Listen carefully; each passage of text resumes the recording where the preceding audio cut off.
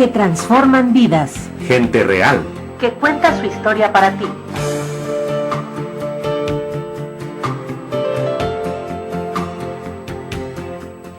Bienvenidos a una cita más de Vidas Transformadas. Hoy en este día, de manera especial, saludándolos a cada uno de ustedes. Gracias por estar con nosotros.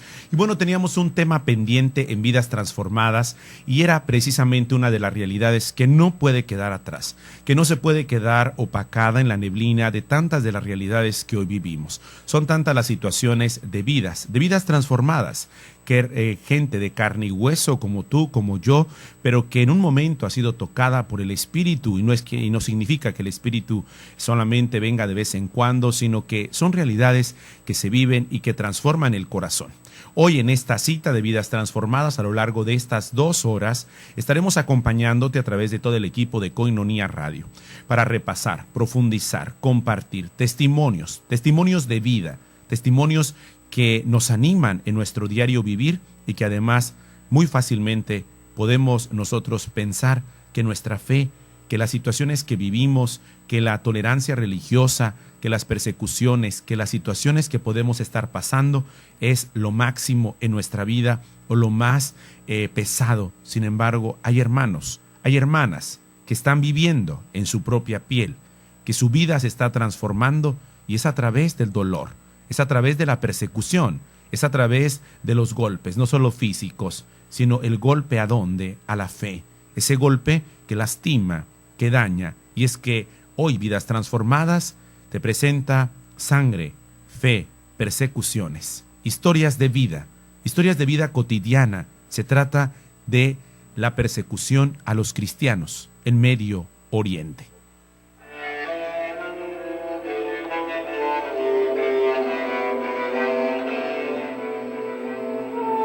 En estas últimas décadas se ha ido presentando la persecución de los cristianos en Siria, en Irak.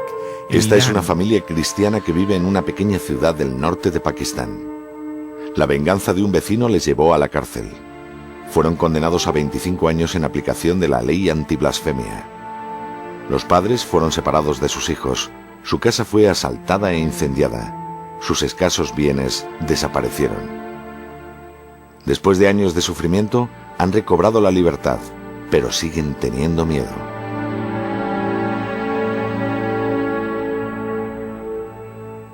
Mi hija de 5 años estaba en la escuela y uno de sus compañeros, un chico musulmán, le cogió el lápiz por la fuerza.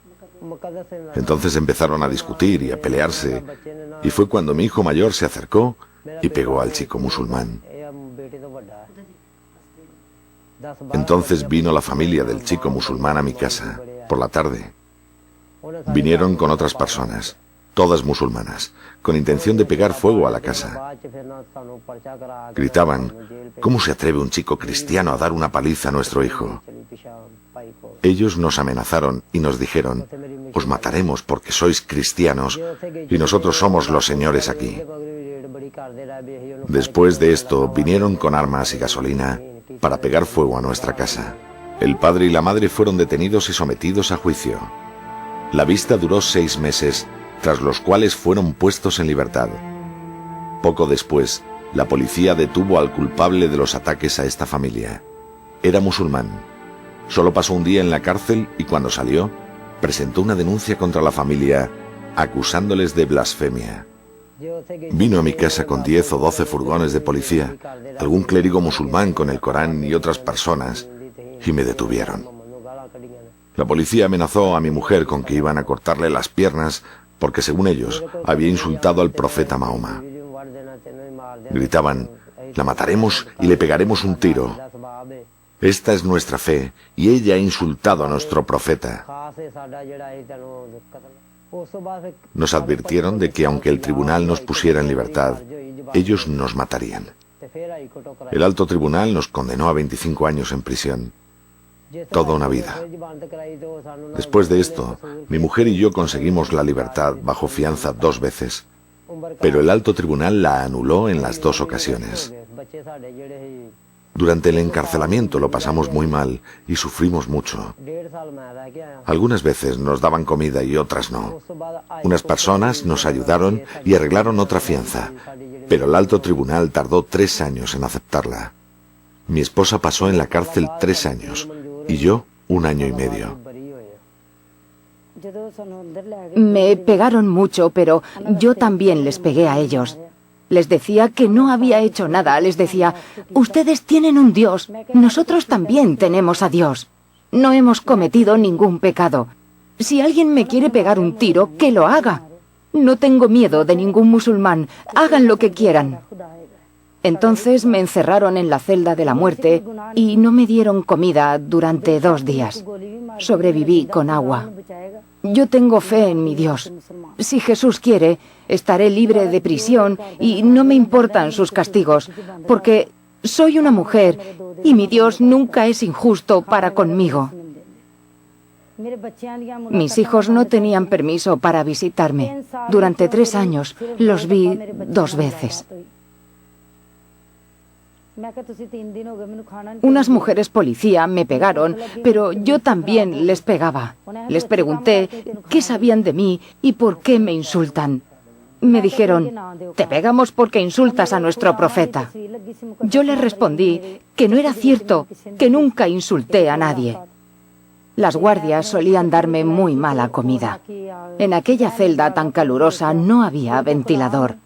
Tenía una foto de la Virgen María y una Biblia que alguien me dio en la cárcel. Un día, una policía abrió la puerta de la celda, vio la foto y me preguntó quién me había dado permiso para tenerla. Me denunció. Apareció el carcelero y también me preguntó quién me dio permiso para tener la Biblia y la foto. Yo le expliqué que el tribunal me había condenado, pero que yo no podía abandonar mi fe. Le dije, ustedes no pueden quitarme a Dios de mi corazón.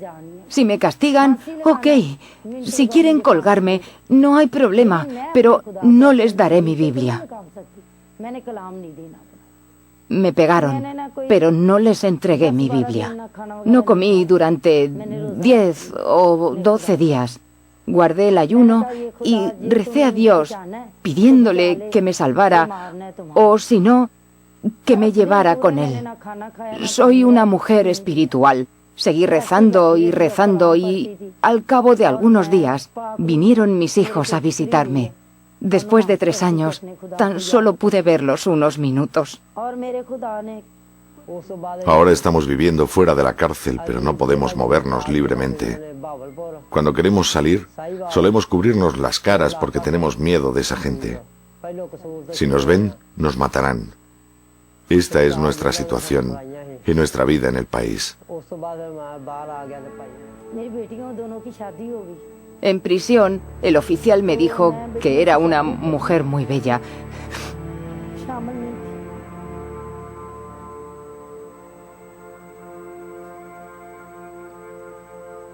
Y que si dejaba a mi Dios y me hacía musulmana, me daría de todo.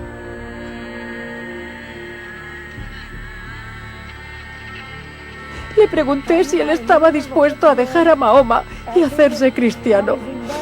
Entonces el oficial me dijo, verás cómo te salva Jesús. Cuando conseguí la libertad bajo fianza, fui a ver a ese oficial y le dije que se fijara en mi fe y que mi Dios vive. Tengo fe en Jesús, no temo a nadie. Y si alguien me pega un tiro, iré a mi Jesús. Estamos viviendo una vida muy mala. No tenemos dinero para enviar a mis hijos a la escuela. Ningún dinero para la comida. Yo no sé si otras personas llevan una buena vida y están mejor que nosotros.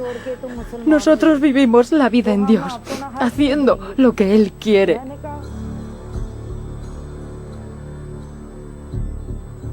Así son los testimonios de vidas transformadas de esta persecución de los hermanos cristianos, no solamente católicos, sino de otras denominaciones. Persecución es todo trato injusto sufrido por los cristianos como consecuencia de su fe. Lo acabamos de escuchar en este especial de vidas transformadas que transforman vidas. No se trata solo de la violación del derecho a elegir su religión, sino de toda discriminación o trato que reprueba, que daña su dignidad. La persecución contra los cristianos en esta última década ha existido alrededor de todo el mundo, pero de manera especial a veces no nos detenemos para verlo y tristemente no ha aparecido fuerte en medio de los titulares de los medios de comunicación. Una característica de la persecución que hoy se está viviendo es que no surge por casualidad, sino que es de alguna manera premeditada y en muchas ocasiones organizada. Otra característica que tiene distintos niveles que van desde la opresión hasta la violación de los derechos fundamentales, como negar el acceso a la educación y al trabajo. A largo plazo puede desembocar una severa persecución para terminar tratando a los cristianos como ciudadanos de segunda clase, a quienes no se les respetan ni los derechos más básicos, lo escuchábamos, como dar un plato de comida. Y son testimonios reales que estamos presentando aquí a través de Vidas Transformadas, en esta cita, como siempre, historias de carne y hueso, que no solo pueden mover los sentimientos, sino a la reflexión, a la inteligencia, a la valoración de nuestra fe. Más de 150 millones de cristianos sufren alguna discriminación o son víctimas de la violencia. Esto aparece precisamente en el sitio web Puertas Abiertas, en la que se denuncia la situación que más de 150 millones de cristianos están viviendo, ya sea a mano de miembros de otras religiones o bajo regímenes totalitarios. Los más débiles son aquellos que no pueden hablar. Por eso muchas de las instituciones no lucrativas, no gubernamentales, están precisamente trabajando a favor de esta situación de la violencia y de los cristianos perseguidos. Veamos con más un llamado. El Papa Francisco y muchos más se han sumado a esta llamada mundial a favor de los hermanos y hermanas perseguidos.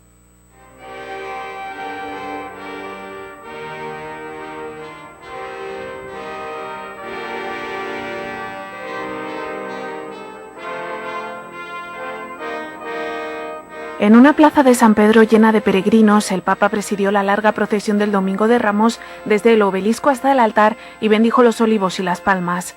Con tono serio, Francisco recordó en su homilía a los cristianos perseguidos que sufren violencia solo por el hecho de ser cristianos. Les describió como los mártires de nuestro tiempo. Non rinnegano Gesù e sopportano con dignità insulti e oltraggi. Lo seguono sulla sua via. Possiamo parlare in verità di un nuvolo di testimoni. El Domingo de Ramos conmemora la entrada triunfal de Cristo en Jerusalén antes de su pasión, muerte y resurrección. Miles de peregrinos de todo el mundo participaron en esta ceremonia en la plaza de San Pedro, que se preparó con cerca de 2000 palmas y ramas de olivo. El Papa recordó a los cristianos que el camino de Jesús es el camino de la humildad y explicó que la humildad da lugar al espíritu de servicio también en el día a día.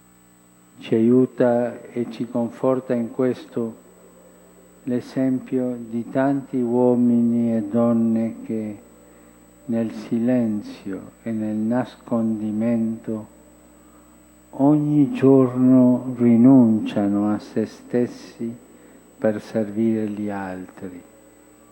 Un parente malato, un anziano solo, una persona disabile, un senzatetto. Pidió a los cristianos que se alejen de la vanidad y el orgullo y que sean humildes y serviciales. Desde el Domingo de Ramos pasado, el Papa Francisco, en la Semana Santa de este año, denunció fuertemente la situación de los cristianos perseguidos, ante la cual son historias de vidas transformadas que no podemos permanecer indiferentes. Y es que les cuento hoy en esta cita de Vidas Transformadas, por la noche a menudo oímos disparos. Es el relato del padre Steven, sacerdote de Al-Qosh, Irak. Pero afortunadamente estamos un poco lejos del conflicto, agrega. De hecho, en distancia a vuelo de pájaro, este pueblo está solo, a 10 kilómetros de distancia de la primera línea donde se enfrentan las tropas fuertemente armadas de los Peshmerga kurdos y los terroristas del Estado Islámico, conocido como ISIS. Ahí, entre la persecución, están los religiosos que se quedan en Irak cuidando a los cristianos perseguidos. Decenas de sacerdotes y religiosas se han convertido en personas sin hogar el año pasado como consecuencia de la ofensiva de ISIS. No solo han perdido sus conventos, iglesias y monasterios, sino que también escuelas y hogares para niños. Toda la infraestructura de apostolados construida durante muchos años a veces se ve perdida, o más bien se ve precisamente en las ruinas debido a la situación de los cristianos perseguidos. Dice las mismas religiosas, éramos 26 religiosas solo en Karakosh. Dejamos una vida comunitaria floreciente allí. Algunas de nuestras hermanas están teniendo problemas para sobreponerse a la pérdida. Por la noche sueñan con poder volver pronto, es lo que lamentan. Sin embargo, están ahí, lado a lado, hombro a hombro, con los cristianos perseguidos. También compartimos con ustedes el siguiente material de cuántas realidades siguen viviendo en estas vidas transformadas muchas veces en el dolor, en la crueldad, en el despojo, en poder ensuciar su propia dignidad, quienes no tienen ninguna autoridad para hacerlo. Sin embargo, ahí está una vida transformada que nos enseña el poder, el valor de la fe. Su nombre es Kim Un-jin, edad 31 años. Nació en Pyongyang, Corea del Norte. Su testimonio es raro considerando los números en ese país. La CIA estima que unos 24 millones de personas viven en esta nación comunista.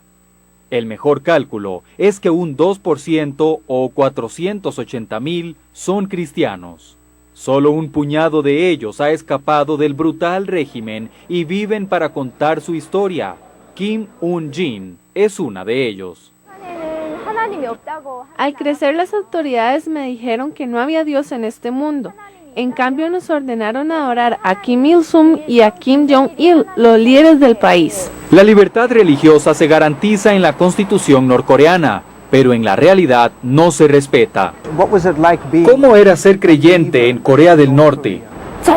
Nos reuníamos los sábados en la noche. Mi familia se reunía en el cuarto detrás de nuestro pequeño apartamento. Debíamos ser silenciosos, susurrábamos al orar y leíamos la Biblia. A veces nos cubríamos para reducir el ruido. Al crecer, escuchó historias sobre cómo Pyongyang antes era conocida como la Jerusalén Oriental. En 1945, 13% de la población era cristiana. La ciudad era el centro del cristianismo en la península coreana. Medio siglo después, la fe de Kim la convirtió en un blanco. Mis padres a menudo me pedían que estuviera fuera del apartamento para ver que no viniera nadie mientras la familia oraba adentro. Nadie podía saber lo que pasaba. Con el tiempo las reuniones crecieron e incluían a amigos y otros familiares. Teníamos una Biblia en casa. Mi abuela, quien era una creyente de los tiempos del Imperio japonés, tenía una Biblia china. Ella tradujo la Biblia al coreano a mano en pedazos de papel. Así leíamos la Biblia, hallábamos fortaleza en esas páginas. Pero pronto las autoridades descubrieron que su padre era un creyente secreto. Mi padre era sastre en el pueblo y la policía sospechó que algo sucedía. Creemos que pusieron micrófonos secretos en la tienda y en su ropa. En 1994 la policía descubrió que el padre de Kim operaba una iglesia subterránea, así que allanaron su casa, lo arrestaron junto con un tío y ambos probablemente acabaron en uno de los campos de trabajos forzados de Norcorea. ¿Recuerdas ese día? Cuando mi padre fue arrestado, yo estaba en la escuela, nunca lo olvidaré. Él me abrazó antes de irme y como todos los demás días me recordó ser precavida. Cada mañana a la mesa del desayuno él nos decía que un día vendría el gobierno y nos arrestaría por ser cristianos.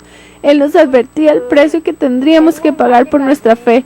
Recuerdo que él decía a menudo que aunque enfrentara a la muerte, seguiría a Jesús. Unas 200,000 personas son mantenidas en campos para prisioneros políticos. Unos 30,000 de ellos son cristianos.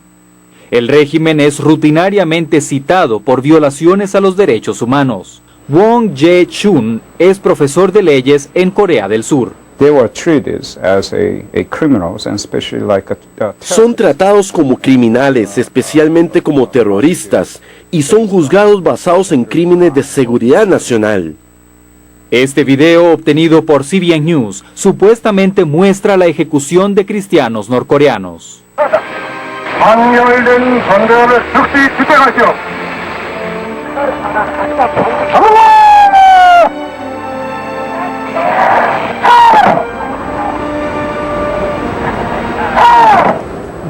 ¿Crees que tu padre esté vivo? No, todos saben qué pasa cuando agentes del gobierno arrestan a cristianos en Norcorea. Nunca salen con vida. Lo extrañas.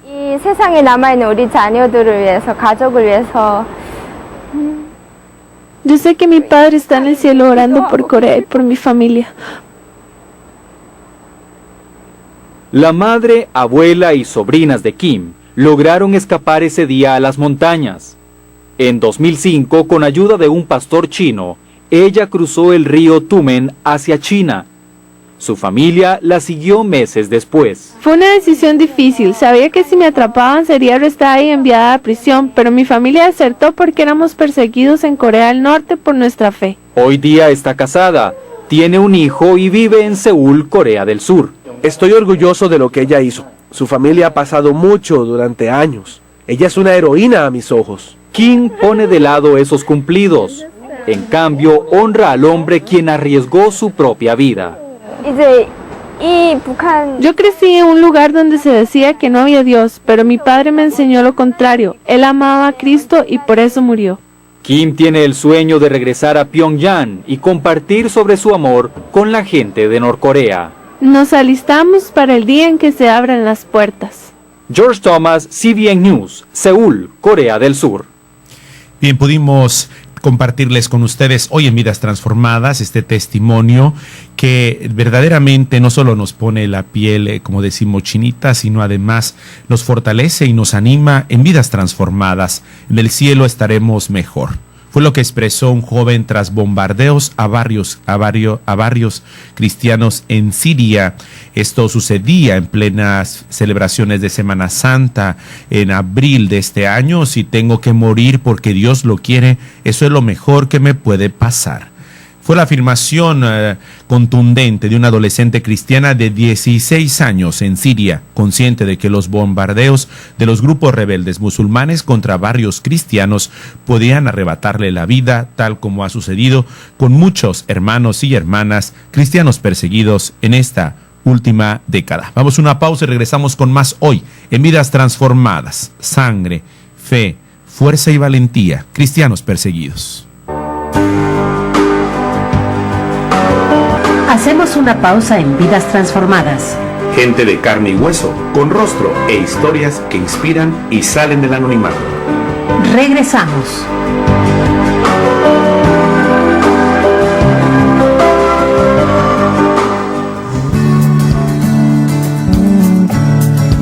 Koinonia Radio, levantando la voz para evangelizar.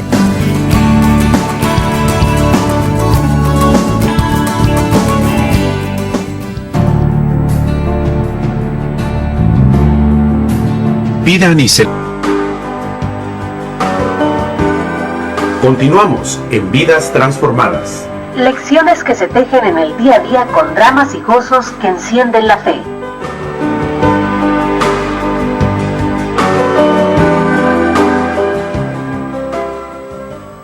Continuamos con más en Vidas Transformadas, dramas y gozos que encienden la fe. Sí, esa es la vida de muchos cristianos perseguidos. Como les comentaba, esta adolescente siria que afirmaba en el cielo estaremos mejor, decía esta joven que pronunció estas palabras precisamente después de celebrar la misa el pasado 17 de abril en un barrio cristiano, habitado mayormente por familias que han vivido una conversión de vida a el cristianismo católico. Sufrió fuertes ataques este barrio por parte de grupos islámicos que se disputan la ciudad con las fuerzas del gobierno de Bashar al-Assad. Y continuamos con más en Vidas Transformadas. Vamos con este último encuentro tras las huellas del Nazareno, que nos presenta testimonios en carne y hueso, como siempre lo hacemos en Vidas Transformadas, que alienta nuestra fe en el tema de hoy: cristianos perseguidos, una tarea de todos, un tema silencioso pero palpitante en la sociedad de este siglo XXI.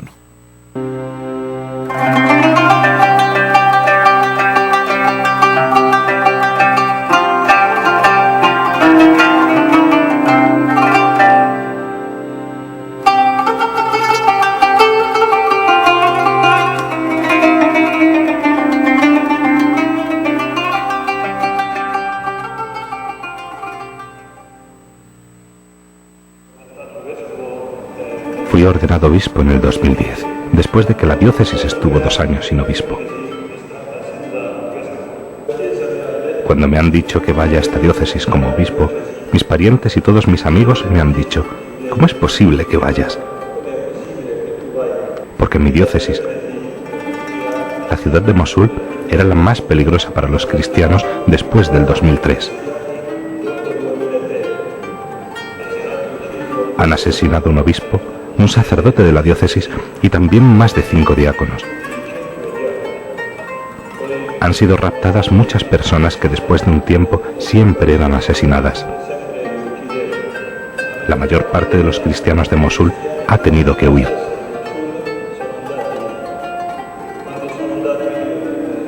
Cuando fui en 2010, era una comunidad muy pequeña. Tenían mucho miedo, cerrados en sí mismos. He visto esta comunidad y he comenzado a vivir con ellos. Para ellos esto era muy positivo.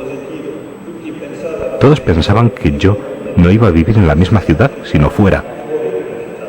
Pero yo siempre he estado viviendo en la misma ciudad de Mosul.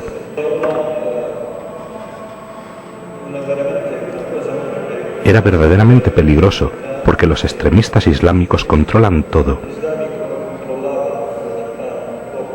He comenzado a vivir con este pequeño grupo y era fuente de felicidad para mí. Porque he visto que este pequeño grupo ha tenido la valentía de vivir la fe a pesar de todas las dificultades.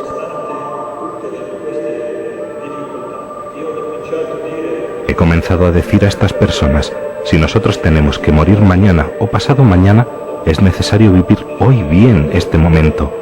Por eso es necesario amar, vivir cada momento el hoy, que está en nuestra mano, con fuerza, con valentía. Esto ha dado una gran fuerza a los cristianos de Mosul. Hemos celebrado nuestras fiestas y celebraciones siempre con valentía, sin miedo. Una vez, el Viernes Santo, ninguno podía salir de casa porque había tiroteos. Hoy he ido a la iglesia en el coche de la policía. Pensaba que solo estarían 1 o 2 personas, pero la iglesia estaba medio llena. Poco a poco han ido llegando. Yo he preguntado a las personas: ¿cómo podéis venir a la iglesia con este tiroteo? Me han dicho que habían caminado media hora o más para llegar a la iglesia.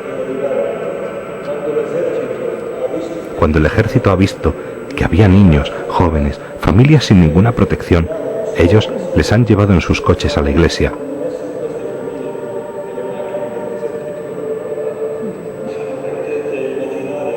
No podéis imaginar lo peligroso que es para una familia cristiana caminar por las calles de Mosul. Así hemos celebrado el Viernes Santo, con la iglesia llena de gente.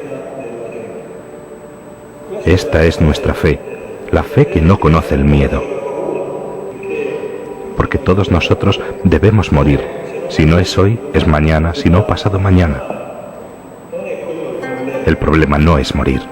El problema es cómo vivir el hoy. Y por este hoy, después de que los terroristas nos han echado de nuestra ciudad y nuestros pueblos, seguimos siendo felices. Es la primera vez que no se celebra la misa en Mosul desde hace casi 2000 años. Nosotros celebramos la misa incluso en una tienda de campaña. Si perdemos nuestras iglesias en la ciudad de Mosul, nosotros tenemos las personas, los fieles, que están vivos. La iglesia de las personas, de los hombres vivos, no de las piedras. Por eso estamos intentando volver a nuestra ciudad. Pero si no podemos volver, vivir donde sea, en cualquier parte del mundo. Pero esa es nuestra tierra. Desde hace 2000 años estamos allí y queremos continuar.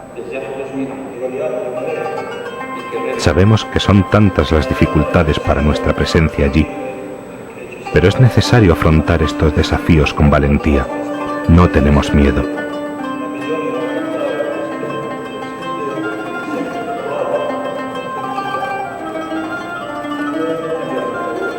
Si hay enemigos nuestros que no quieren que estemos en un lugar, podemos vivir en otro. No tenemos miedo de decir que somos cristianos.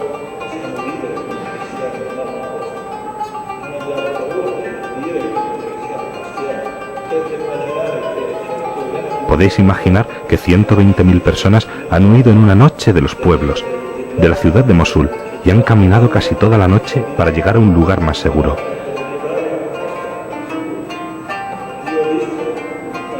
Yo he visto familias con niños que han caminado toda la noche y cuando han llegado estaban cansados porque habían perdido todo, pero ninguno ha dicho, ¿dónde está Dios? Ninguno. Había unos padres jóvenes que tenían 2 niños. Uno de los niños era discapacitado.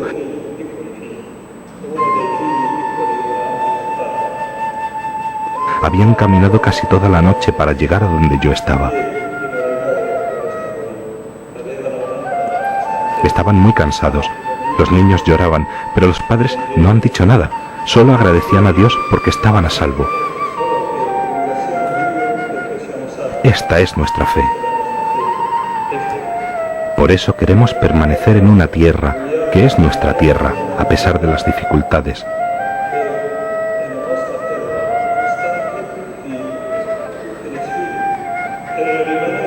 Para permanecer allí, necesitamos de vuestra ayuda.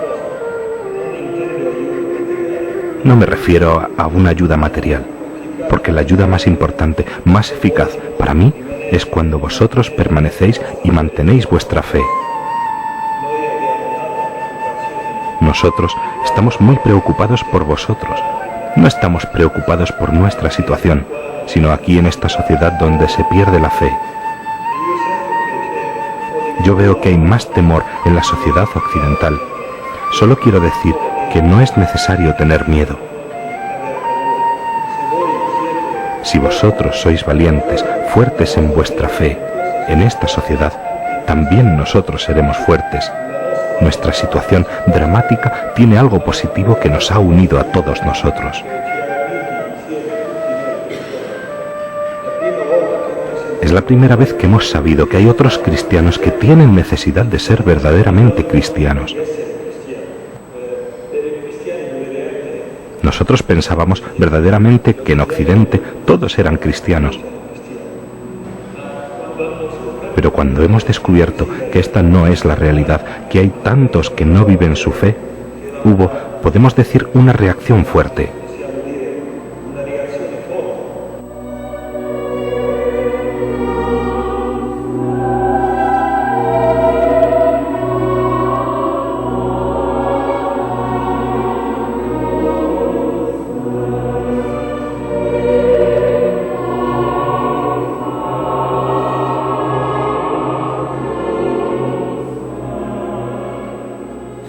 La situación actual de los cristianos de Irak es muy dramática, porque todos los cristianos de la ciudad de Mosul, de la llanura de Nínive, que son cerca de 120.000 personas, están refugiados en el norte de Irak.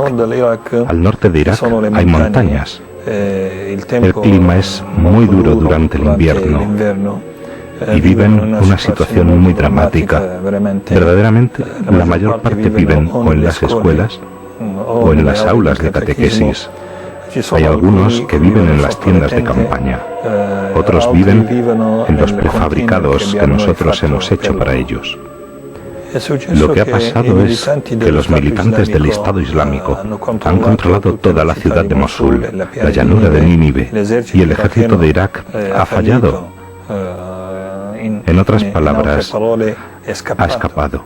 No se ha enfrentado a ellos. Todos se han escapado. Y estos militantes han tomado el control de toda esta zona, donde la mayor parte de las personas eran cristianas.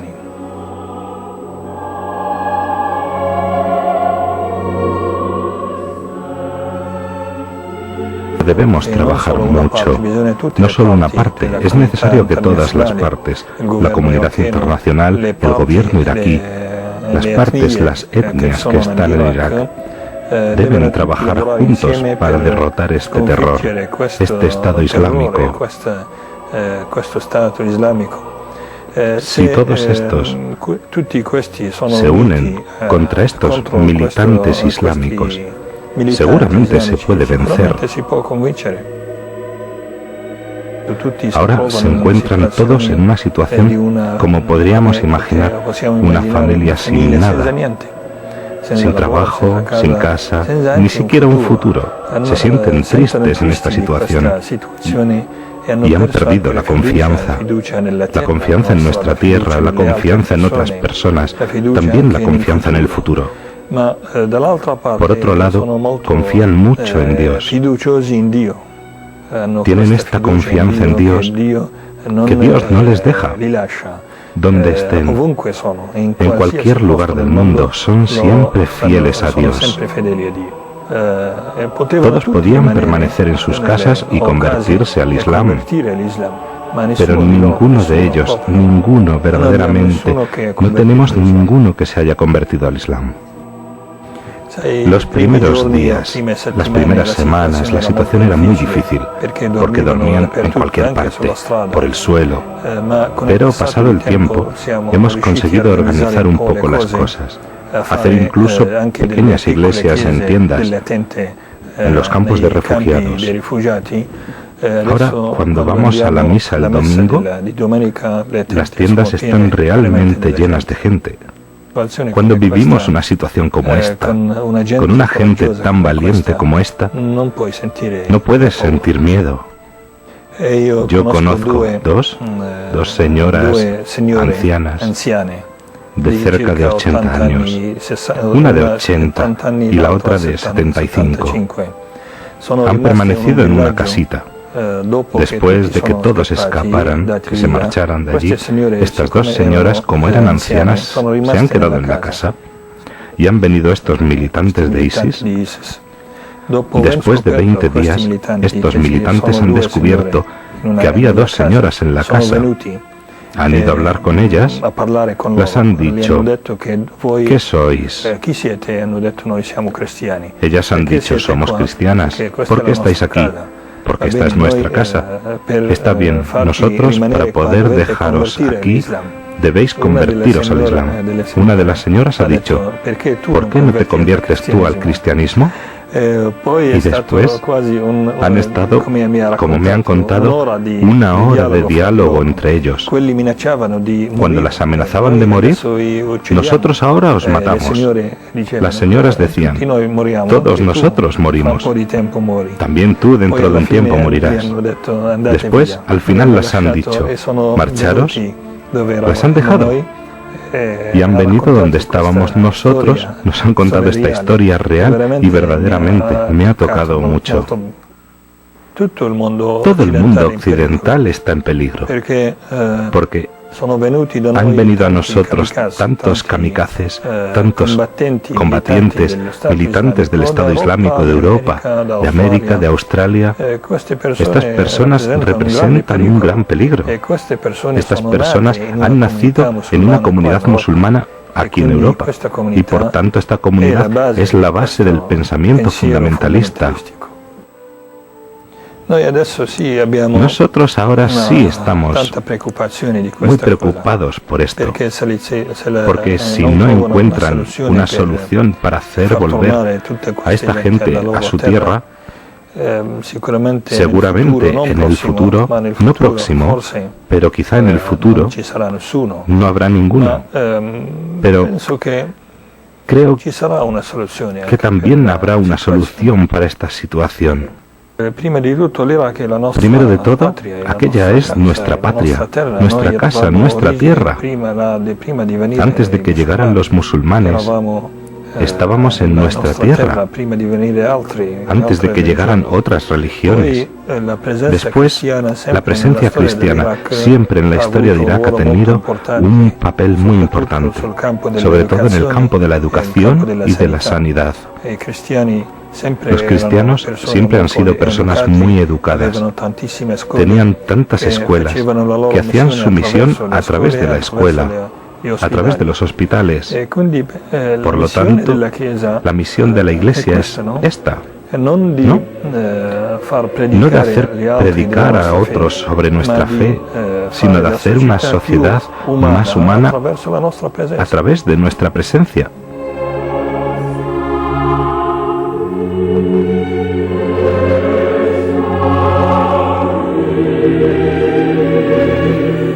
Este material corresponde a Ayuda a tu Iglesia Necesitada. Es un movimiento internacional de manera especial que ayuda a los cristianos perseguidos.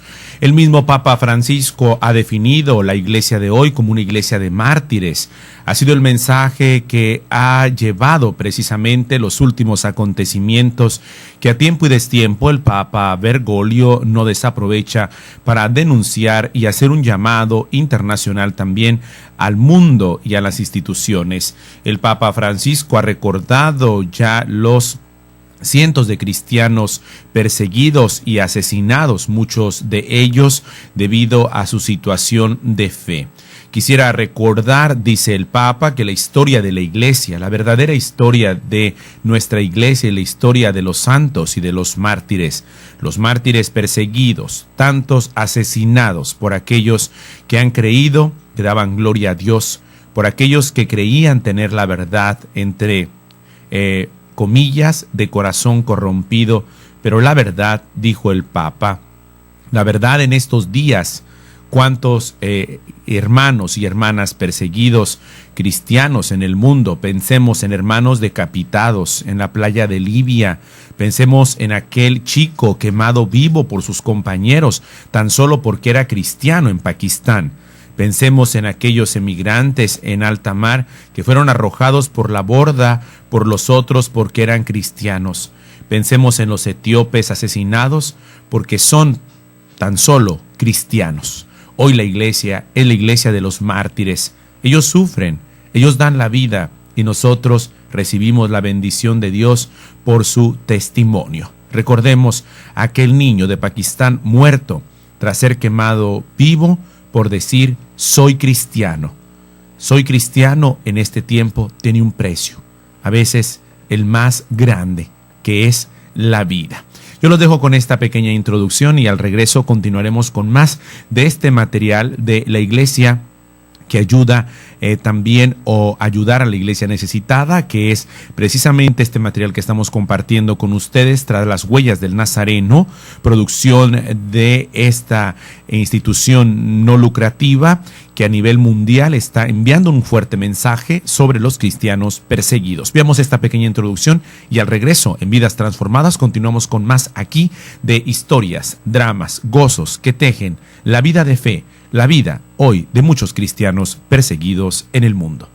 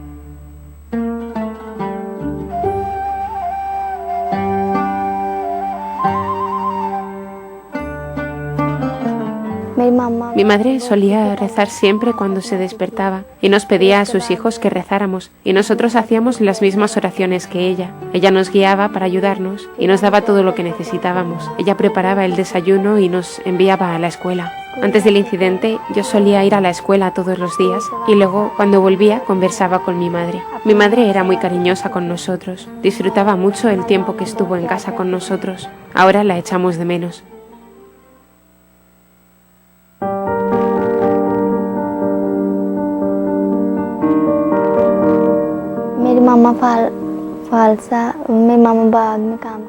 Yo fui testigo ocular cuando sucedió el incidente.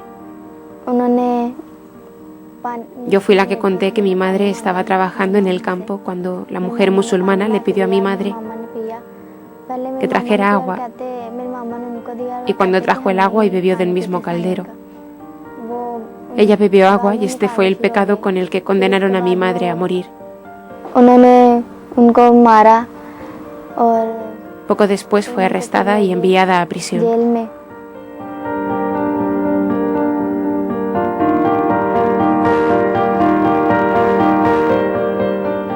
En 2009, Asia trabajaba en el campo con otras mujeres musulmanas. Las mujeres musulmanas le pidieron que les trajese agua. Asia cogió el agua para sí misma, del mismo caldero de las musulmanas. Y este fue el pecado de Asia y la causa de su condena a muerte. Una de las mujeres fue al pueblo a hablar con el imán. Después de 5 días, mandaron gente donde trabajaba Asia y entre todos la golpearon. La comisaría sentenció mandarla a la cárcel. Aplicaron la ley de la blasfemia.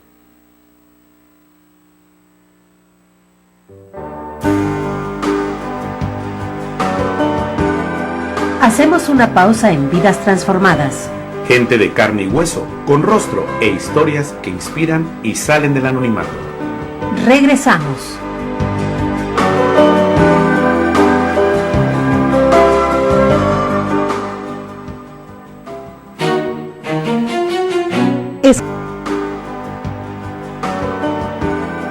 Continuamos en Vidas Transformadas. Lecciones que se tejen en el día a día con dramas y gozos que encienden la fe.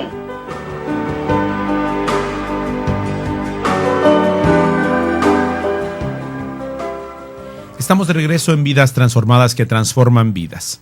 Historias de carne y hueso. Gente como tú y como yo, pero tocadas en un momento por la fuerza del Espíritu. Y es que los testimonios que hemos escuchado ya a lo largo de esta primera hora de transmisión sobre los cristianos perseguidos son hermanos, son hermanas nuestras. Y habíamos escuchado ya a Eisham Aksik, es hija de Asia Bibi. Este caso internacional de una cristiana condenada a muerte en Pakistán, acusada de blasfemar contra el Islam. Esta hija suya tiene 15 años y asegura recientemente en el Congreso Internacional Todos Somos Nazarenos, que su fe católica la sostiene para esperar la liberación de su madre. En una entrevista difundida por la plataforma Hazte Oír en el marco del Congreso Internacional sobre la Libertad Religiosa Todos Somos Nazarenos, que se llevó a cabo en meses pasados en Madrid, Eisham Aksik señaló que su madre permanentemente la alienta a centrarse en sus estudios y en su fe. Esta pequeña de 15 años, hija de Asia Bibi, dice: mi fe siempre me da el coraje para creer que si Dios quiere, mi madre estará con nosotros. Lo primero que deberá hacer será agradecer a Dios el privilegio de ver de nuevo a mi madre, dice, en casa, llevando una vida pacífica. Señaló la joven que no cumplía todavía los 15 años, los 10 años cuando su madre fue detenida y encarcelada. ¿Por qué? Tan solo por confesar a Jesucristo como su Señor. Continuemos con este testimonio de la hija de Asia Bibi, Eisham Aksik, y su esposo en este encuentro Todos Somos Nazarenos.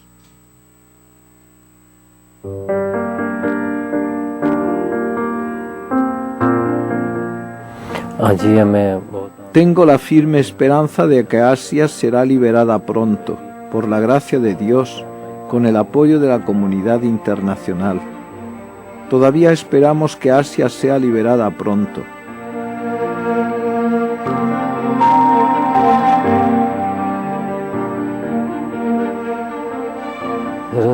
Antes de venir a Europa, en primavera, fui a visitar a mi mujer en la cárcel y le dije que veníamos a Europa, especialmente para hablar con el Papa Francisco.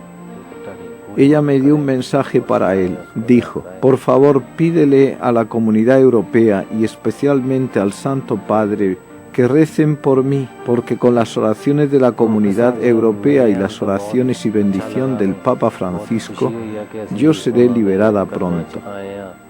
He recibido la bendición del Papa, he besado su mano y he pedido sus oraciones para que Asia sea liberada pronto.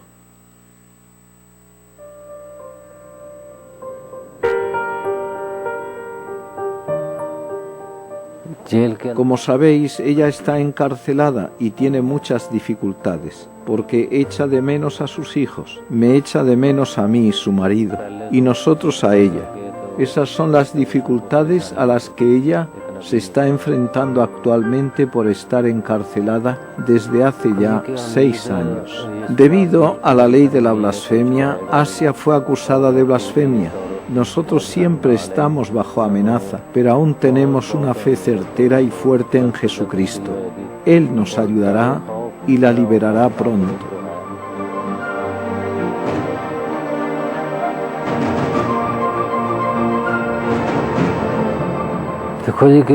Muchas veces he ido a entrevistarme y documentarme, y está probado que la corte musulmana está siguiendo el caso, especialmente las organizaciones extremistas islámicas. Ellos han proclamado que si la Corte Suprema dejase en libertad a Asia, ellos no podrían. Por ello, toda la familia nos sentimos atemorizados y amenazados ante la posibilidad de que si Asia es liberada de la cárcel, podría ser asesinada fuera de ella. Así que si es liberada, no podrá vivir en Pakistán. De manera inmediata tendrá que emigrar a cualquier otro lugar seguro. Los cristianos en Pakistán tienen muchos problemas. No pueden hablar de sus propios derechos. Si ellos hablan, pierden sus vidas, como ha pasado hace poco, que un niño de 14 años perdió su vida solo porque los musulmanes le preguntaron: ¿qué eres tú?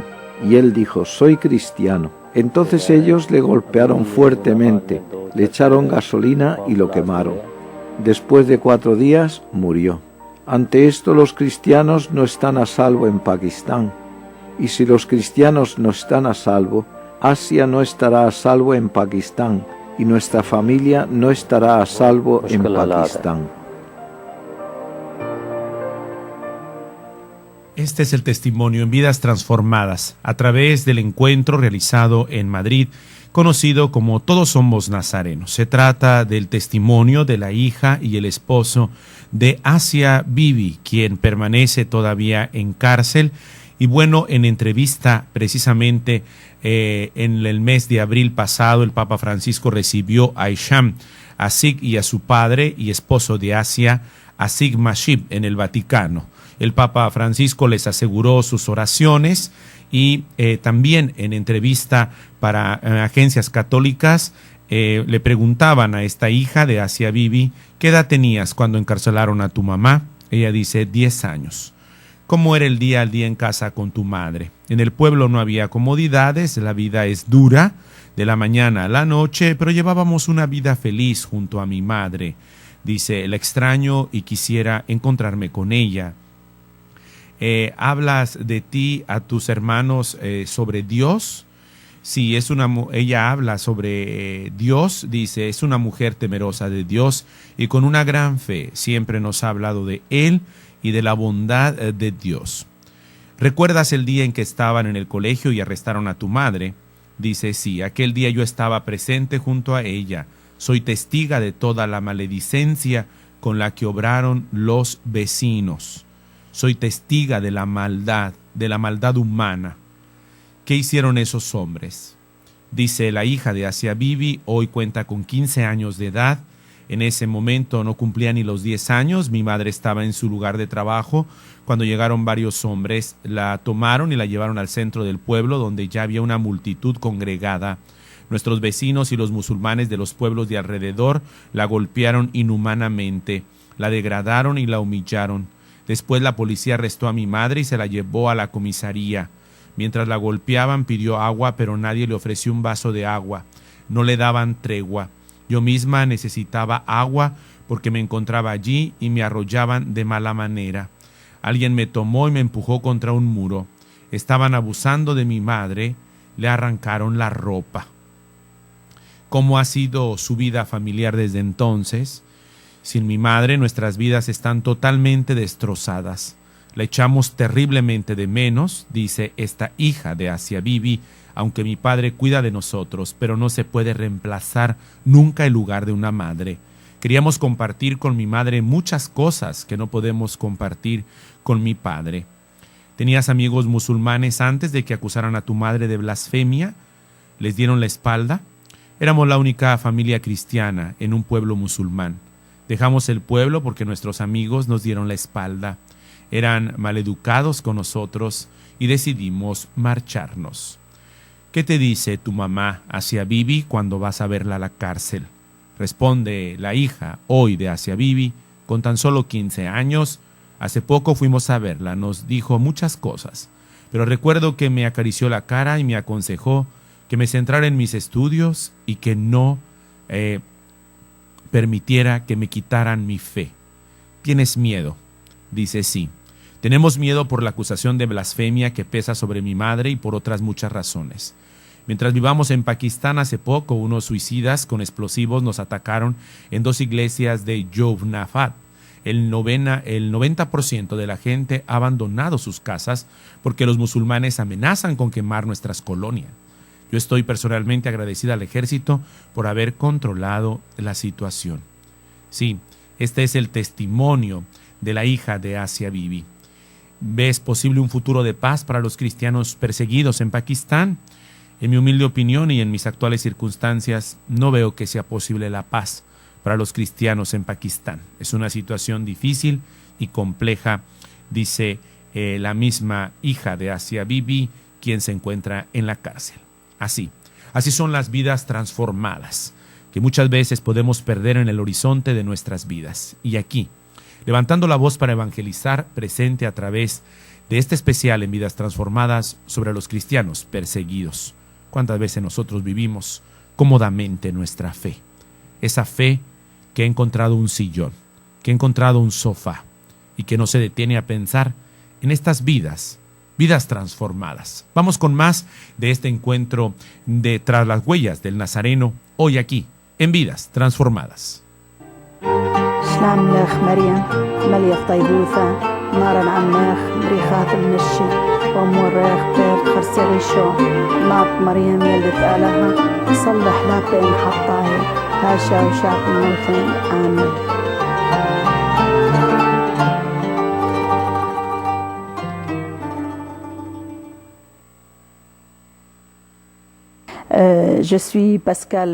Me llamo Pascal Guardá, nací en Ishegorial.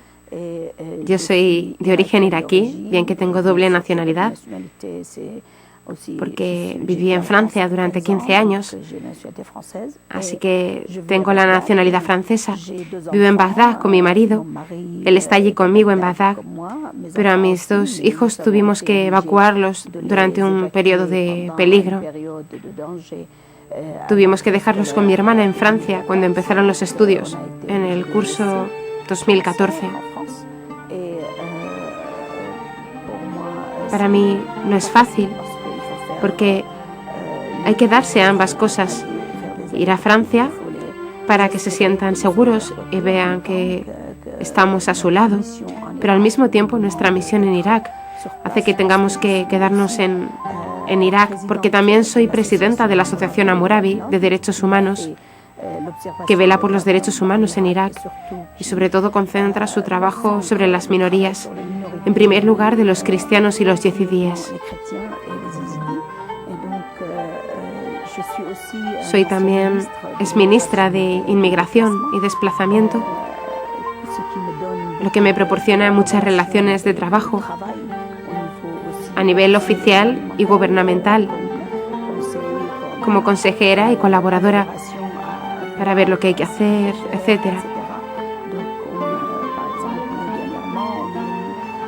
Como ahora, por ejemplo, últimamente, ante la situación de los cristianos y otros,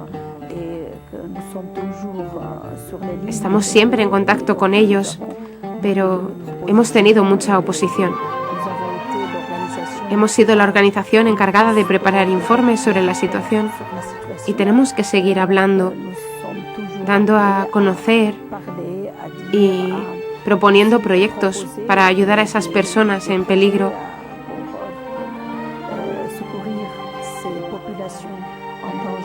Sobre todo desde junio de 2014. Tuve que hacer varias intervenciones en nombre de los derechos humanos, de los cristianos, los yezidíes y otras minorías, y por supuesto de todos los iraquíes que están en esa situación.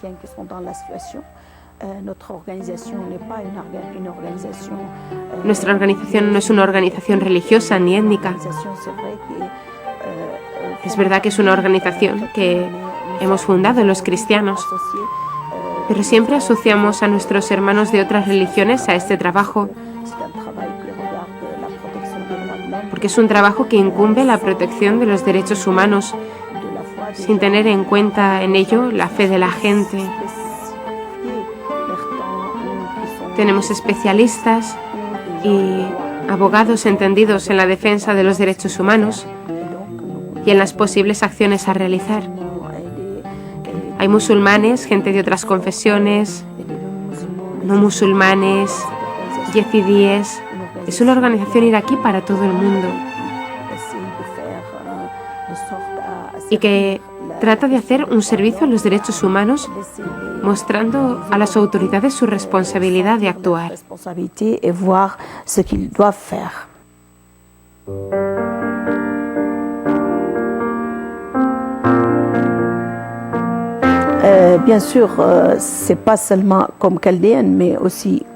Obviamente, por supuesto que no actúo solamente como caldea, sino también como iraquí, ya que hay también muchos iraquíes en esa situación. Como saben y ven, somos claramente el blanco, como cristianos y como caldeos. También fuimos el blanco en Mosul y la llanura de Nínive, donde ha habido una persecución religiosa, aunque más que una persecución, antes de que todos la llamasen así desde el mes de junio, es un genocidio que continúa hasta ahora, ya que la gente no ha obtenido todavía sus derechos y no han vuelto a sus hogares de origen. Los cristianos como los yezidíes y los otros viven todavía bajo carpas, muchos en grandes grupos donde todavía no hay instalaciones. Y nosotros como cristianos estamos pagando nuestra fe con nuestro sufrimiento, con nuestro sacrificio. Algo que no es siempre fácil, aunque no lo digamos. Esto muestra la vida cristiana como la presencia de la cruz. Tenemos que aprender a vivir con esta cruz, como Jesús. Y en estos momentos estamos pensando sobre todo en cómo orientar este sufrimiento para que continuemos creyendo que nuestra fe vale tanto, que hay que sacrificarse para que el mensaje de la vida de Cristo se extienda por todas partes y que la gente vea este mensaje de luz para la vida y no para la muerte. Es para la vida y con nuestra vida tratamos de dar el testimonio de que como cristianos podemos ser gente que construye, gente que quiere a su país, gente que quiere poner paz donde no existe, porque esa debe ser nuestra vida, aunque no seamos ángeles, porque también tenemos nuestra vida, nuestros problemas, nuestros fallos. Tenemos que seguir siendo testigos incluso con nuestras debilidades. Lo que demandamos en contrapartida es el apoyo de todos los hermanos cristianos, como caldeos y también de otras confesiones, ya que en Irak tenemos varias iglesias bajo varias denominaciones. Muchos cristianos de muchas iglesias estamos bajo el mismo sufrimiento. El terrorismo no distingue entre caldeos o asirios o armenios.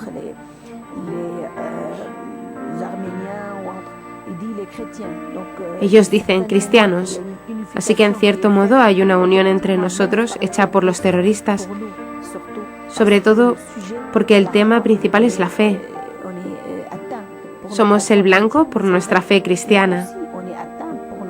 Somos el blanco por nuestra fe cristiana, es verdad, pero también es por nuestra realidad étnica, que tiene sus orígenes en las antiguas civilizaciones. Somos caldeo-asirios, somos siriacos, caldeos, asirios. Todos esos nombres forman parte o son nombres de la misma etnia o de la misma población que está dividida en varias iglesias.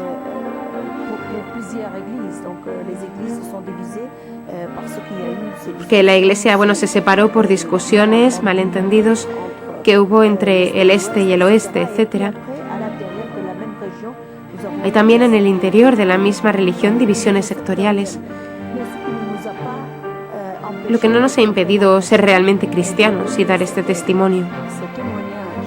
Yo he visto en la iglesia ortodoxa del este de Irak testigos vivientes de todos los mártires que cayeron de esta iglesia. Exilios, genocidios contra los católicos caldeos, los no católicos, los ortodoxos, los protestantes, evangelistas. No hubo diferencias entre todos los que estaban en esta región. Todos los cristianos fueron alcanzados. Por eso pido siempre pensar y rezar por todos los cristianos, sin distinción.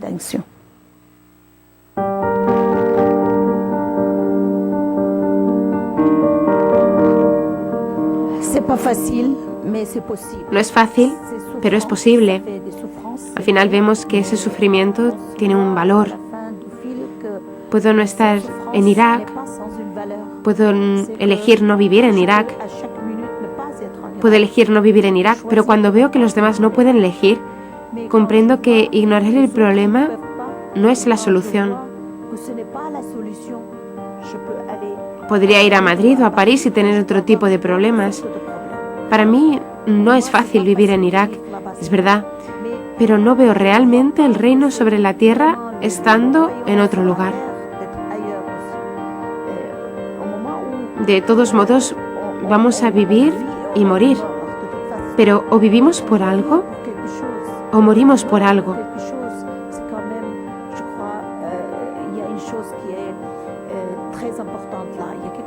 Esto es muy importante, ya que hay una misión por la que estamos aquí.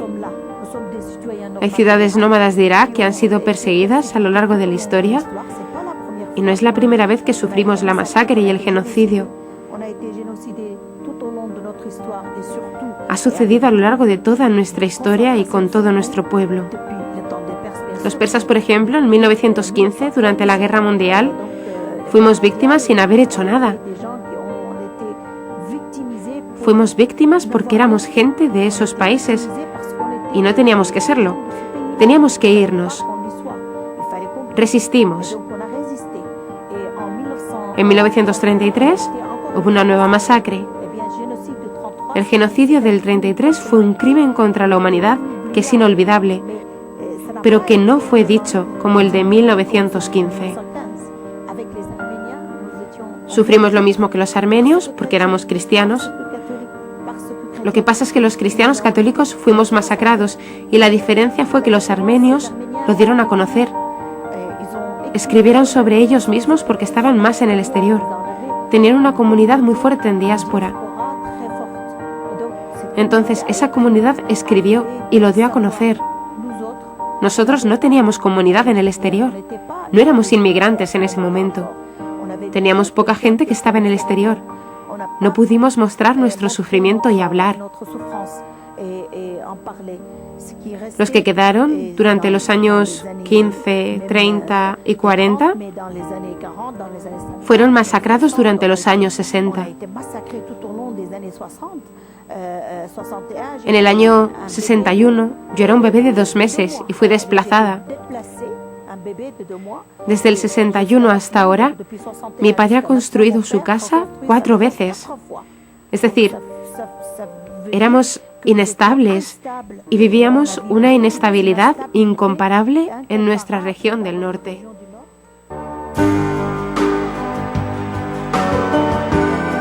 Hacemos una pausa en Vidas Transformadas.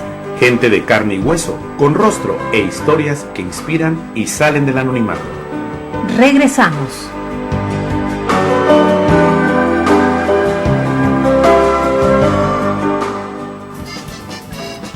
Dejen en el día a día con dramas y gozos que encienden la fe.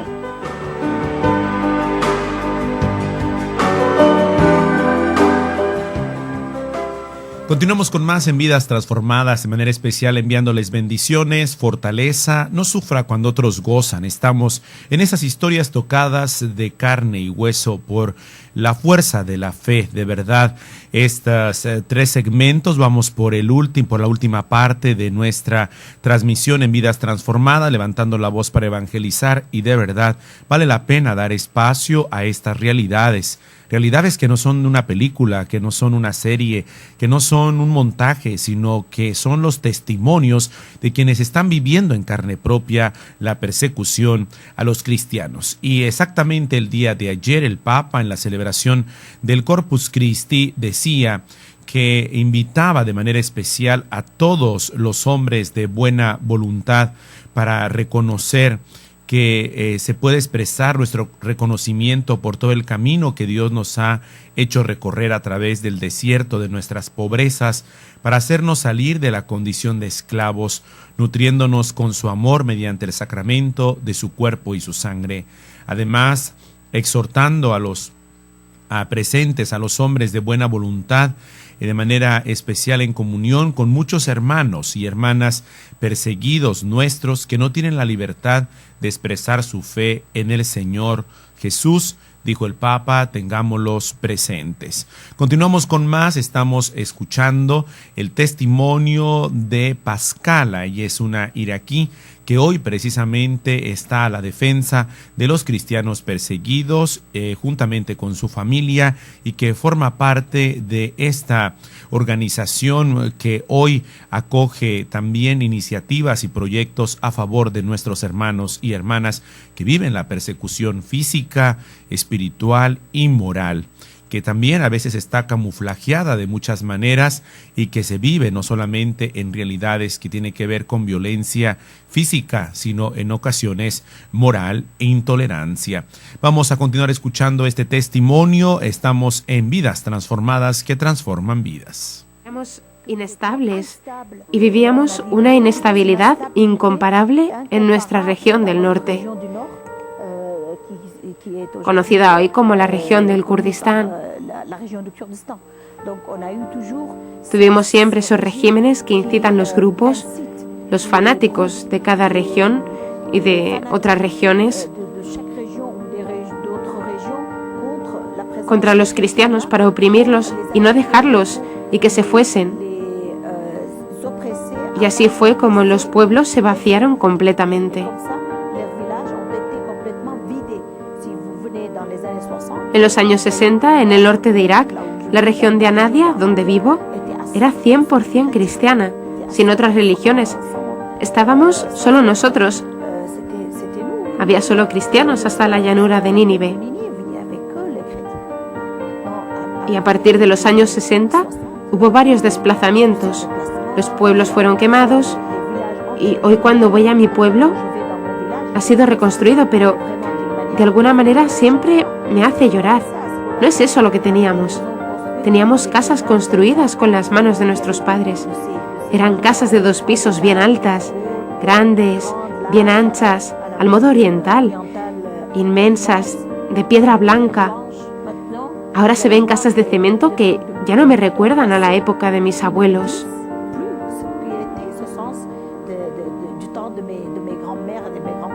Eso quiere decir que fueron destruidas y reconstruidas varias veces. quiere decir que esa cruz de la persecución está omnipresente en nuestra vida de cristianos y que consideramos que es una vida cristiana que está también hecha de cruz.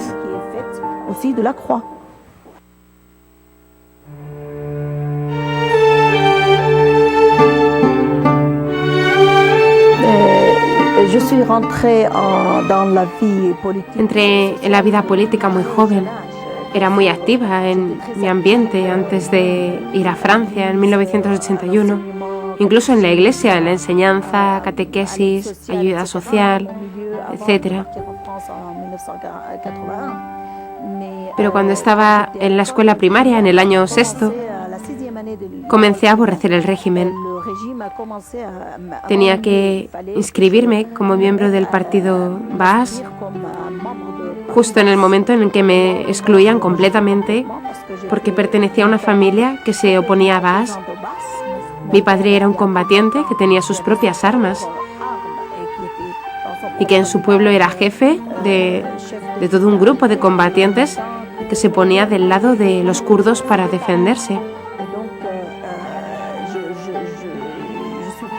Así que crecí en una familia que se oponía al régimen y aprendí a dilucidar lo que era el régimen y por qué nos oponíamos. Muy temprano leí, nos lo dieron en el primer año de la escuela secundaria, un libro que se llama La cultura de Baas. Tenía que leerlo para poder encaminarme e inscribirme como miembro de su partido. Yo lo rechacé siempre. Ellos me observaban cada vez más y siempre me acusaban. Usted es comunista, es parte del partido Toma Tomás. Toma Tomás era un combatiente comunista, que era uno de los fundadores del Partido Comunista Iraquí, que hizo mucho ruido en la región del norte, en Al-Qosh.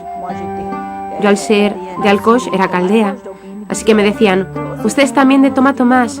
Yo decía, no soy como Toma Tomás, soy independiente, no tengo nada que ver con ellos. Y no puedo ir a su partido político, soy muy joven y no tengo nada que ver con la política. Eso no funcionaba, así que me dieron ese libro y en ese libro descubrí que si uno no es parte de ese partido,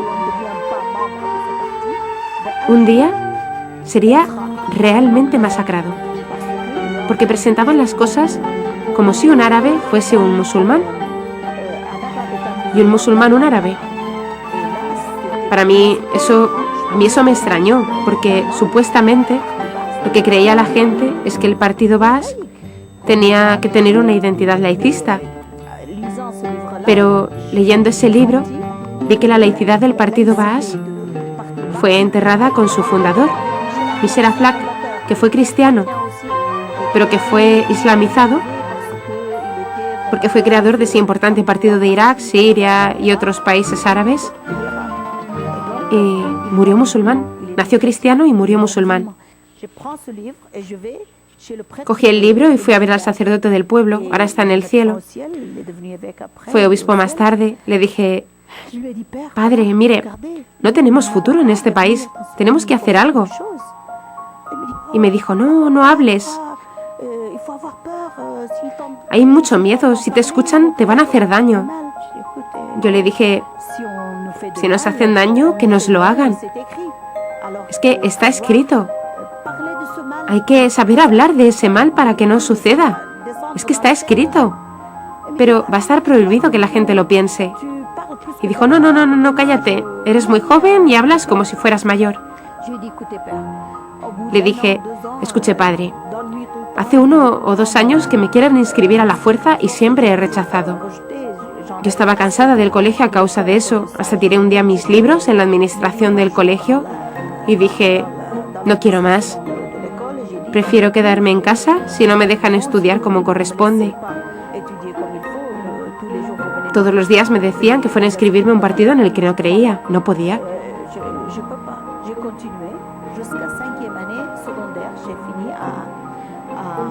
Al final seguí hasta el 5º año de secundaria. El verano antes del 5º año fui a ver a ese sacerdote otra vez y le dije, padre, se iba a Francia, padre, tiene que encontrarme un lugar, un colegio que me reciba. yo me voy a Francia a estudiar. Estoy segura que eso es una ideología y una filosofía y hay que tener necesariamente otra formación filosófica para hacer frente a esa filosofía. Me dijo, ay, usted me aburre, piensa demasiado, etc. Y partió, se fue. Y cuando regresó de Francia, me encontró un centro cultural cristiano que formaba cristianos para vivir en su lugar de origen, para saber defenderse en sus derechos. Le dije, muy bien, voy. Fui a ver y me quedé. Continué y estudié bastante filosofía. Luego salí del centro y fui a Lyon. Estudié los derechos humanos y por ello, después de haber visto a mi familia completamente desplazada y exterminada de Irak a Turquía en el año 88, fui a buscar a mi familia que estaba allí y fue ahí cuando vi que no había nada más que hacer más que entrar necesariamente en política para hacer frente a ese régimen y hacerlo caer.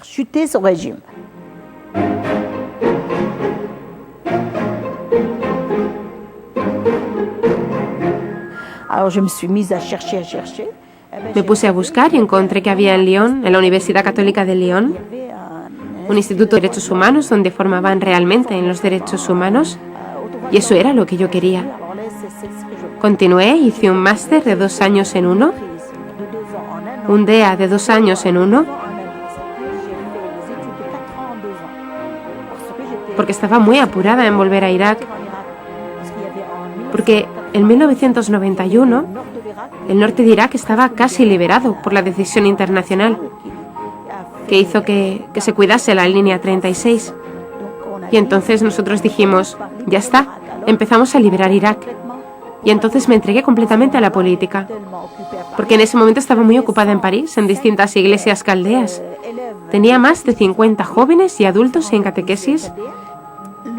Los sábados y los miércoles dejaba la Universidad de Lyon para dar catequesis en París y volvía el sábado por la noche para darlo en Lyon. Tenía realmente una vida muy movida, muy activa en las asociaciones. Era secretaria de la Asociación Asirio-Caldea en Francia. También fui fundadora de varias asociaciones, como la Asociación Asirio-Caldea de Lyon, porque quería que esa comunidad no se perdiera, insertándose en la sociedad francesa, y que además guardara esa riqueza que es nuestra lengua, porque eso para mí es realmente importante. Hice radio con otros amigos que siguen en Lyon, nos unimos con mucha alegría, con mucha ilusión. Hacíamos programas en arameo.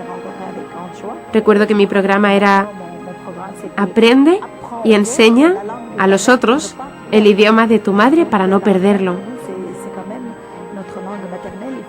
Porque el arameo es para nosotros nuestro idioma materno y había que tener cuidado de no perderlo, porque es además una lengua que es una riqueza de la Iglesia. Es el idioma de Jesús y había que cuidar la herencia, aunque estuviésemos en el extranjero. En Irak también di desde muy joven. No tenía ni 17 años cuando empecé.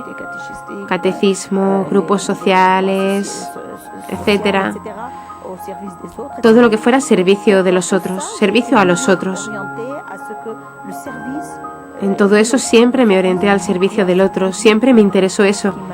Había que hacer algo por ellos. Pero sentía y veía que no estábamos bien en nuestro plato, como se dice. Porque nos rodeaba el fanatismo y había que hacerle frente. Por supuesto no era como vimos en el verano con Daesh, sino de diferente manera. Era posible vivir en Bagdad. Todos los que emigraron a causa de la opresión entre los años 61 y 80 del norte,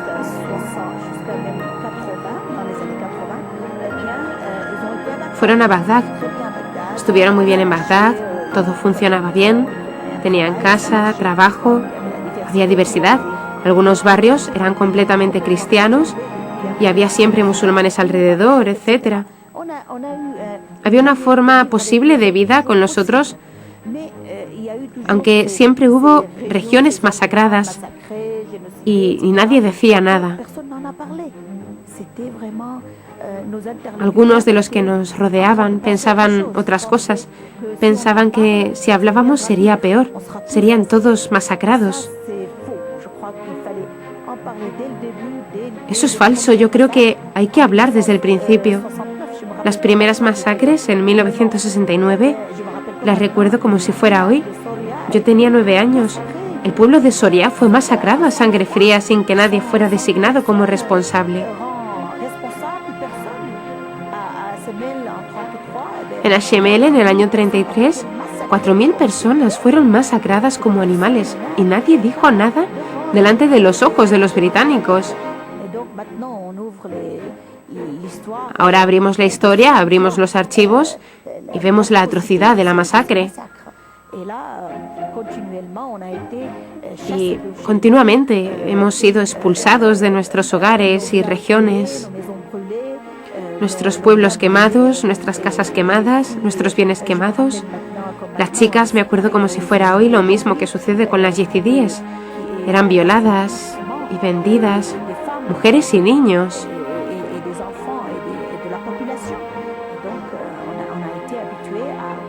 Así que estamos acostumbrados a que esas situaciones no sean nuevas para nosotros.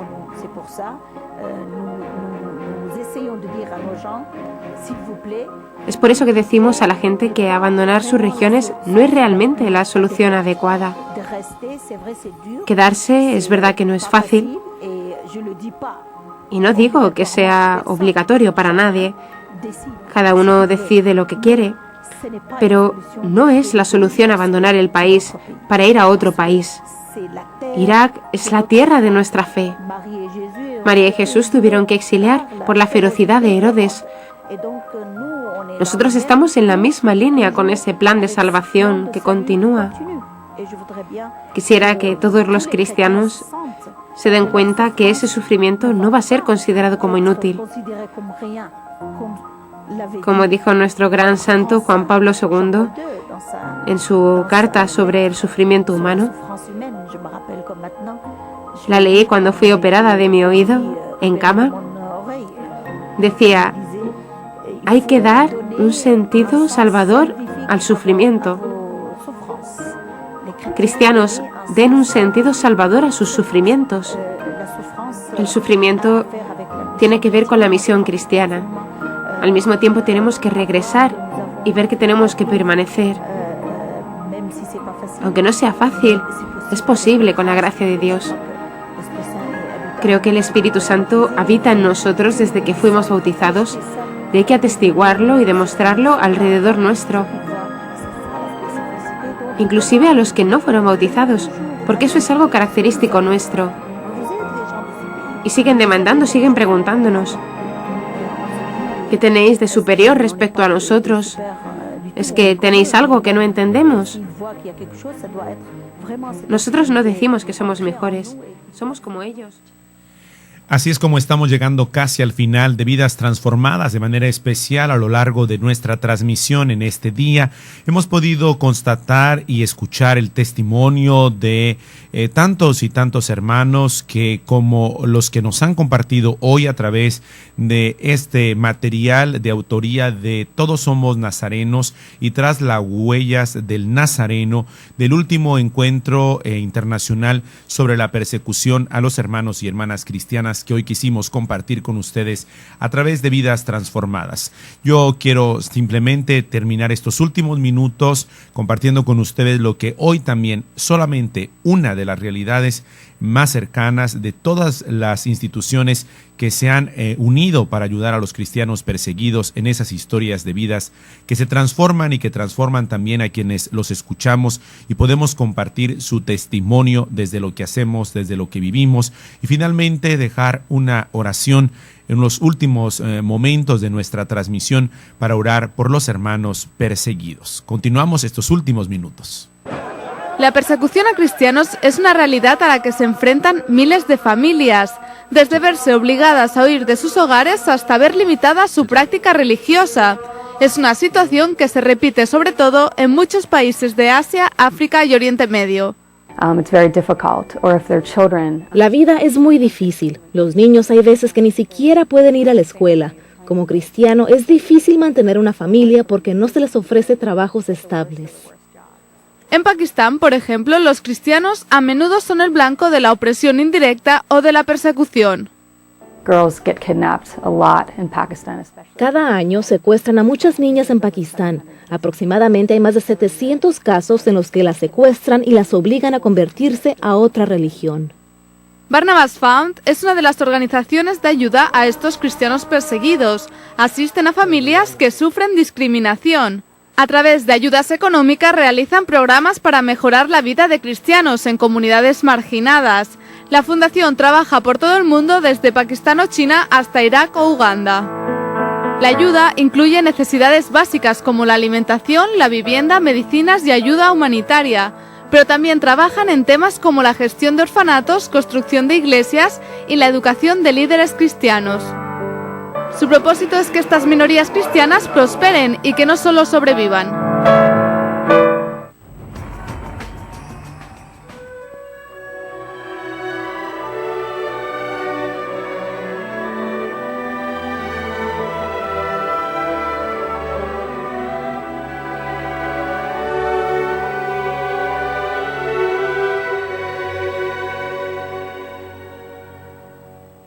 Padre nuestro, Padre misericordioso y lleno de amor, mira a tus hijos e hijas que a causa de la fe en tu santo nombre sufren la persecución y discriminación en Irak, Siria y tantos lugares del mundo.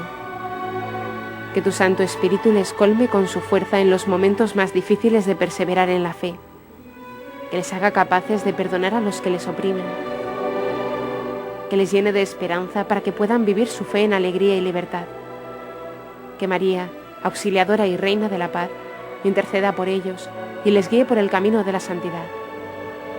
Padre Celestial, que el ejemplo de nuestros hermanos perseguidos aumente nuestro compromiso cristiano, que nos haga más fervorosos y agradecidos por el don de la fe. Abre, Señor, nuestros corazones para que con generosidad sepamos llevarles el apoyo y mostrarles nuestra solidaridad. Te lo pedimos por Jesucristo, nuestro Señor. Amén.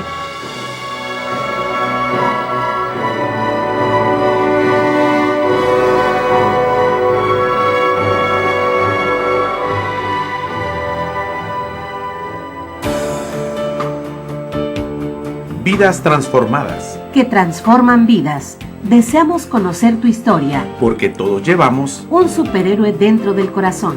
Llámanos al 608-3652. La producción de Vidas Transformadas puede visitarte en tu casa.